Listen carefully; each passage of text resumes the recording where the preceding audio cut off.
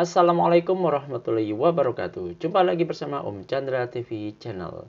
Channel ini khusus membahas tentang IPA dan matematika di tingkat sekolah dasar. Pada kesempatan kali ini kita akan membahas tentang mengenal masa pubertas. Yuk kita simak. Pengertian masa pubertas. Menurut Kamus Besar Bahasa Indonesia, secara kata, pubertas memiliki arti masa akil balik atau masa remaja. Secara istilah, pubertas adalah proses kematangan dan pertumbuhan yang terjadi ketika organ-organ reproduksi mulai berfungsi dan ciri kelamin sekunder mulai muncul. Masa pubertas menjadi tahap pertumbuhan pada anak laki-laki dan perempuan yang akan terjadi cepat atau lambat. Masa pubertas pada anak merupakan transisi di mana tubuh mereka bertumbuh dan berubah seiring menjadi orang dewasa. Salah satu tandanya adalah perubahan fisik. Anak perempuan mengalami pubertas rata-rata pada usia 10-11 tahun, sedangkan anak laki-laki di usia 11-12 tahun. Tanda-tanda pubertas pada anak perempuan. 1. Pertumbuhan payudara. 2. Pertumbuhan tinggi badan yang pesat. 3. Munculnya rambut pada kemaluan dan ketiak. 4. Bau badan. Tanda-tanda pubertas pada anak laki-laki. 1. Pembesaran testis. 2. Pertumbuhan rambut pada kemaluan. 3. Munculnya jakun, yaitu tulang rawan di sekitar laring atau kotak pita suara, yang ikut tumbuh seiring pertumbuhan laring dan mencuat ke bagian depan tenggorokan. 4. Perubahan suara menjadi lebih rendah dan dalam. 5. Tumbuh kumis. Pubertas dini. Pubertas dini berarti pubertas sebelum usia 8 tahun pada anak perempuan atau sebelum usia 9 tahun pada anak laki-laki. Pubertas dini bisa jadi suatu penanda penyakit atau ada kelainan di organ reproduksinya.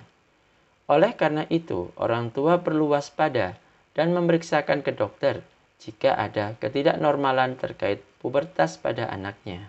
Pubertas terlambat. Pubertas terlambat berarti pada anak perempuan ketika usia 13 tahun dan laki-laki ketika usia 14 tahun tidak muncul tanda-tanda pubertas. Hal ini terjadi kemungkinan karena ada sesuatu yang memperlambat hormon-hormon untuk bekerja. Pada dasarnya, pubertas memang sangat dipengaruhi oleh hormon-hormon yang dibentuk oleh tubuh. Hormon yang berperan penting pada masa pubertas. 1.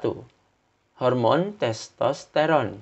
Kadar hormon testosteron pada laki-laki jauh lebih tinggi dibandingkan perempuan.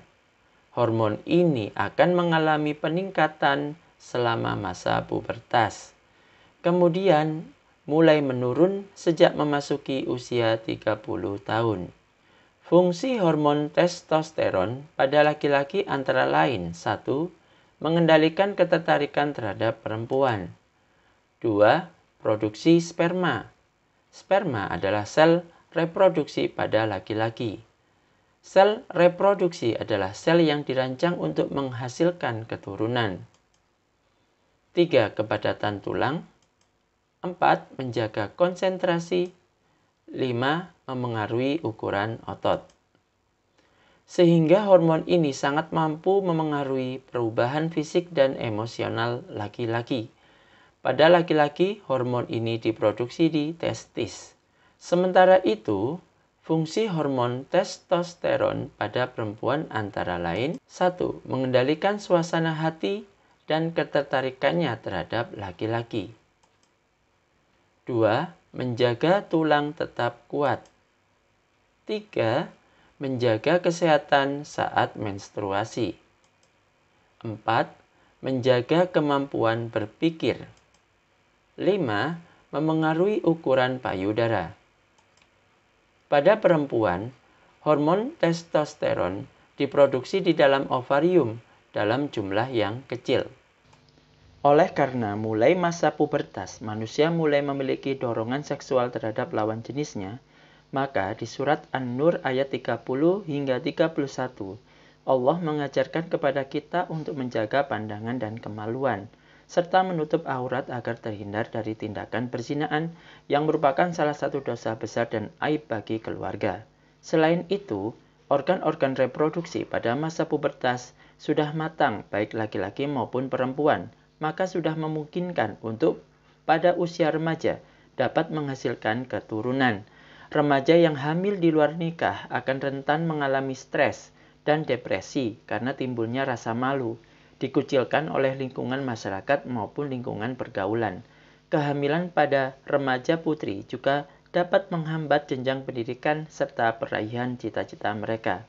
Kehamilan pada usia muda atau remaja juga beresiko kelahiran prematur, berat badan bayi lahir rendah, perdarahan persalinan yang dapat meningkatkan kematian ibu dan bayi.